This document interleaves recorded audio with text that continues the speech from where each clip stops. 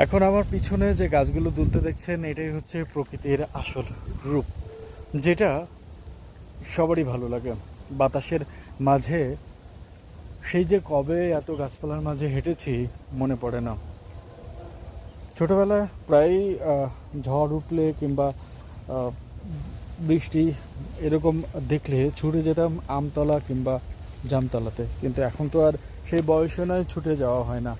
তাই কখন যখনও মনে হয় যে ওই প্রকৃতির সান্নিধ্যে আবার একটু যেতে মন চায়, তখনই ছুটে আসি আমি এই প্রকৃতির মাঝে। দেখুন, বাতাসে গাছগুলো যেভাবে দুলছে, মনে হচ্ছে যেন প্রকৃতি তার নিজের রূপ ফিরে পেয়েছে।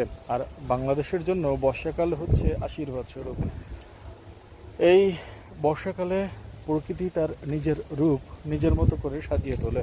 আর সেই সাজানোটা যদি হয় এরকম প্রকৃতির মাঝে, আর আসা যায় সেই প্রকৃতির মাঝে, তাহলে তো আর কথাই নেই।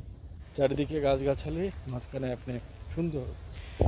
এই প্রকৃতিকে যত আপনি ভালোবাসবেন, ততই কিন্তু আপনি মুগ্ধ হবেন প্রকৃতি প্রেমে। দেখুন কেন মুগ্ধ, বাতাসে গাছগুলো যেন একেবারে নুয়ে যাচ্ছে।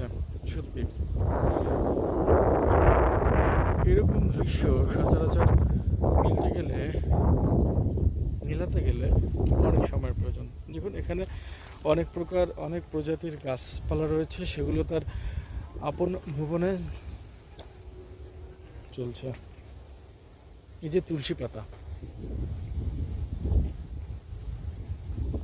সহজে এর সন্ধান মেলে না, অথচ এই বাগানের মধ্যে তুলসী পাতার কিন্তু অভাব নেই। সুতরাং প্রকৃতি কখনোই কারোর সাথেই বেইমানি করে না।